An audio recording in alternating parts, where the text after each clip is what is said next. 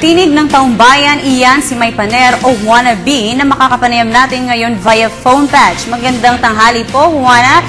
Ito po si Habiba. Hello? Hello po.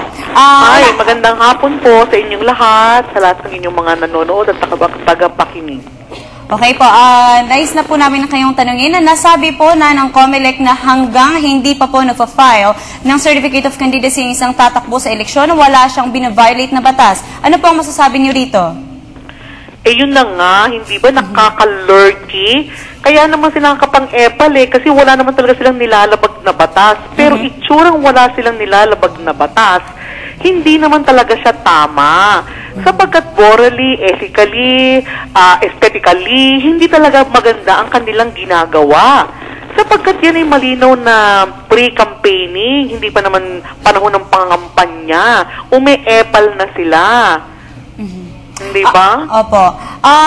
Ang iyong advokasya po ngayon ay kontrahin ang mga epal. Sino-sino po yung mga kasama niyo dito sa kilusang ito? Ay, marami kami dito. Siyempre, ang unang-unang kasama naman ay ang taong bayan. Sila naman talaga ang nagpapalakas ng loob namin at talagang sila ang gumagalaw on the ground.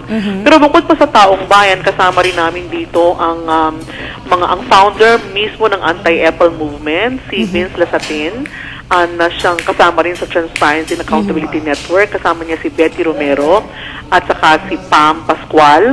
Kasama rin namin dito ang EPAL Watch, kung saan kasama namin ang famous na vlogger na si Ma'am Vlogger, si Noemi Dado at saka si Jane Uy Matiao. Kasama rin namin ang Dakila, ang Artists Collective, kung saan kasama dyan sila Noel Cabangon, sina Lord De Vera, sina Jim Liviran, sila Ronnie Lazaro. Yan ang mga kasama namin. Okay. Very obvious naman po, no, na nakakalurky po talaga itong mga posters na may mga itsura po itong mga soon na mga wannabe na maging mga candidates or mananalo po, no, this coming election. How about po going to Visayas and Mindanao? Mayroon din po ba kayong mga links doon sa mga lugar na yon? Alam mo, kung sa links wala kaming problema kasi talagang nakakaloka. Kung alam nyo lang, ang dami ng nangungumbida sa amin na pumunta sa kanilang mga lugar, mapa Luzon, mapa Visayas at mapa Mindanao. At kami naman, talagang hanggat kaya ng powers namin, ay gusto talaga namin silang bisitahin, puntahan, sapagkat yung panawagan ay gusto naming sagutan dahil talagang buong-buo ang loob nila na talaga namang hiyain ang mga EPAL sa kanilang mga lugar. Pero ang konting limitasyon lang namin sa ngayon, wala kaming pamadyak. Alam mo, itong advocacy namin, puro kami mga nagsasariling sikap. Kaya nga siguro soon, kakailanganin namin ng tulong ng taong bayan na rin para naman kami makagalaw at makarating sa mga lugar na nangangailangan ng suporta para bukod sa Facebook ay talagang on the ground with the people ay makikita na talaga namang galit na galit at kumukulo ng mga dugo ng taong bayan sa mga EPAL, sa kanilang mga lugar, at talagang handang-handa na sila na to take action against them. Kaya kailangan kaming makarating talaga doon. Alright, wanna change, magandang hapon sa'yo. Si Kirby Cristobal ito. Kahapon kasi nakausap namin si COMELEC spokesperson James Jimenez at nabanggit niya sa amin na hindi kasama sa ang pre-campaigning sa automated election law. Sa ngayon, ano kaya yung iyong mapapanukala para maidikit na ito dun sa pinakabatas para matigil na itong mga ganitong klaseng pangangampanya? Hindi, yun naman talaga sana ang dapat. Kasi nga ngayon, wala naman talagang bawal sa ginagawa nila Di ba? Kasi wala namang batas nagsasabi na bawal silang mangampanya. Kaya sila, hala, tira ng tira. Di ba, mapa-happy fiesta, happy birthday, libreng tuli, libreng maluwag na panghinga, pakasal, palibing, passport day, turnover ng stretcher, lahat na lang ng pwede nilang gawin, ilagay ang mga mukha nila, yan ang kanilang ginagawa ngayon. Sa ngayon po, ano ang advokasya ng ginagawa po natin para po matigil na yung ganitong klaseng pangangampanya ng mga politiko na yan? Ngayon, kaya nga sa aming advocacy, kami nananawagan sa mga tumatakbo. Isang papunta sa kanila na nagsasabi kami na pakinggan nyo naman ng taong bayan sapagkat kami ang boboto sa inyo. Pakinggan ninyo kami, nagsasalita na kami ngayon. Ayaw na namin sa mga EPAL. Gusto na namin ng tunay na pagbabago sa sistema nating pampolitika. Baka naman pwedeng pakinggan ninyo kami kung talagang gusto ninyo ng tulong namin para kayo ay mahalal. So isang papunta sa kanila kung sa sinasabi namin, kayo na mismo ang magbaba sa inyong mga tarpaulin. Pag may disaster, huwag nyo nang ilagay ang mukha ninyo sa sardinas. Hindi ba huwag nyo nang ilagay sa business permit, sa mga resibo. Huwag na utang na loob, huwag na. Dahil hindi namin kayo iboboto pagka ganyan kayo. Ang isa pa naming panawagan naman, bukod dun sa mga politiko, ay dun naman sa taong bayan. Sa taong bayan, magpatuloy lang po tayo. Magpatuloy tayo sa ating mga ginagawa na pagre-report sa mga EPAL sa ating mga lugar. Huwag po tayong matakot. Maingat po natin itong gawin na sila ay hiyain. Sila ay ating papangalanan. At pagdating ng halalan, hindi nila makukuha ang matamis nating oo dahil hindi natin sila iboboto. Magandang hapon po, Madam Wanna Change, si Sandro Hermoso po to. Konektado po sa inyong sagot na tungkol sa mga banner, pinapaskill po nila yung mga mukha nila. Meron din po mga nababalita naman na nagbibigay ng mga canned goods na may mga pangalan din nila, may mga iba po. Yung bigas, ipinapangalan nila sa sarili nila. Tapos meron din po mga letterhead man lang. Yung simpleng papel lang po. Nakita natin yung letterhead na meron pang mukha ng opisina nila. Paano naman po yung mga ganitong bagay? Masasabi po ba, kasi ang justification po nila ay nais lang po nilang tumulong. Kaya po sila nagbibigay ng mga, kunwari, mga relief goods katulad ng bigas. Pero yung bigas, nakapangalan po sa kanila. Ano naman po yung masasabi niyo sa mga kakaibang epal na ginagawa ng mga to? Alam mo, nananamantala yan. Pati sa mga sakuna, sa mga disaster, kung may EPAL pa rin sila.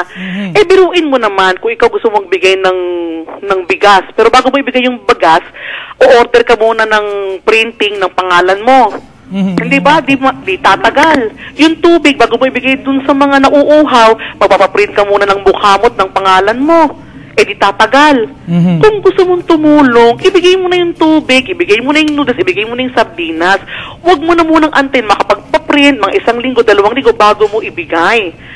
Nabubuking naman sila eh. Hindi naman talaga nila gustong tumulong ng magbigay lamang. Gusto nilang siguraduhin na sa gagawin nilang pagtulong, eh nandun na rin ang pangangampanya. Hindi ba kawahalang hiyaan yun? Nuknuk na ng kahayupan ng mga ugaling yan. Alam mo, panahon na para sa tunay na pagbabago. Ang mga taong bayan ay gising na gising ngayon. Talagang, kumbaga sa pigsa, hinug na. At talagang gustong-gusto nila talagang magbago ang mga politiko ng ating bayan. Merong panawagan ngayon, makinig na sila. Kaya katulad yung mga disaster, Diyos ko, utang na loob naman. Huwag mo nang ilagay ang inyong mukha sa banig. Mabangungutin yung mga yun. Ilagay pa ba sa kumot? Ano ba? Hindi ba pati payong, lalagyan nila ng mga mukha nila? Exactly. Hindi tama eh. Madam Wanna, matanong ko lang po kayo kasi kayo po ay nakilala sa paggawa ng mga controversial videos na kumakalat online. And yung mga controversial videos po niyo na ito ay nag-e-educate po ng mga younger voters katulad po ng mga college students. Matanong ko lang po, meron po ba kayong bagong pinaplanong video na ipapakalat sa internet para po dito sa mga, siguro sa mga first-time voters na mga bata sa mga college levels? Actually, nag-umpisa naman ng Wanna Change sa paggawa ng mga videos noong 2008 pa ng December. So actually, nakagawa na kami ng mga voters education mga videos na in fact ginagamit na ng marami mga kabataan. So available yan kasi nakagawa na kami siguro ng mga 30 Wanna Change videos na iba't ibang topic ang pinag-uusapan namin. At ang isa sa pinakamarami sa mga videos yan ay voters education, lalong-lalo na dun sa mga first-time voters at yung mga taong walang pakialam, ni ayaw nga mag-reason, ni ayaw nga bumoto. Meron kami yan, no? Pero ang susunod naming video na gagawin ay tungkol sa mga EPAL. Yun po. I'm sure marami po ang naglo-look forward pong makapanood niyan para lalo po silang ma-educate tungkol dito sa mga EPAL na sinasabi. Oo, yun lang naman ang hiling namin. Paglabas ng video, ikalat ninyo hanggat mapanood ng lahat ng Pilipino saan man silang panig ng mundo. Wannabe? Ano po specifically ang Wanna activity? Change! Ginawa ko talaga akong Wanna Change. Kasi mas kilala po kayo sa Wannabe eh. Kaya, opo, matanong po namin, no, ano po yung mga specifically na mga activities niyo para maisulong ang anti-EPAL bill o kahit na simpleng pang-i-EPAL? Ayan. Ngayon kasi, meron kaming mga isusulong ng mga awit, diba? Para makanta nila ang tungkol sa pang-i-EPAL ng mga politiko. Meron kaming planong ganyan.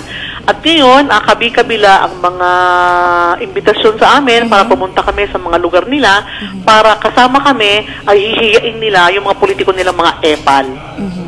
malalim po yung advokasya ninyo laban sa mga epal, no? Kaya may nagtatanong po kung ikaw mismo ay may political ambitions. Ano po yung masasabi niyo dito? Alam ninyo, ayokong tumakbo kasi alam ko magiging kurap ako. Malamang maging magnakaw pa ako sa kaban ng yaman, kaya wag na. Ayokong tumakbo. Yan naman sa mga oras na ito sa ngayon. Kasi hindi talaga maano yung mga tanong na ganyan sapagkat syempre gumagalaw ako sa ng politika. Syempre ang kanilang pagkapraning ay nako tatakbo yan si Wanna Change. Sa mga oras po nito magpahanggang ngayon, wala po akong plano na tumakbo sa politiko sapagkat yun pong pamumulitiko, marami nang kayang gumawa niyan. Pero yung ginagawa ko po bilang artista, bilang kritik, mas konti po ang gumagawa nun. Kaya pabayaan nyo lang pong manatili ako din sa ginagawa ko, ipapayo natin sa ibang yung pagtakbo sa politika. Kaya, panghuling katanungan lang po, paano po makakaparticipate ang taong bayan sa inyong advokasya kahit na hindi po sila formal na miyembro sa inyong kilusan? Ipahayag po ninyo ang inyong pagkaayaw sa mga epal sa inyong mga lugar. Pero siyempre po mag-iingat kayo kasi hindi naman lahat ng mga yan mga magsasabi lamang ng hindi. Siyempre meron dyan mga mananakit pa.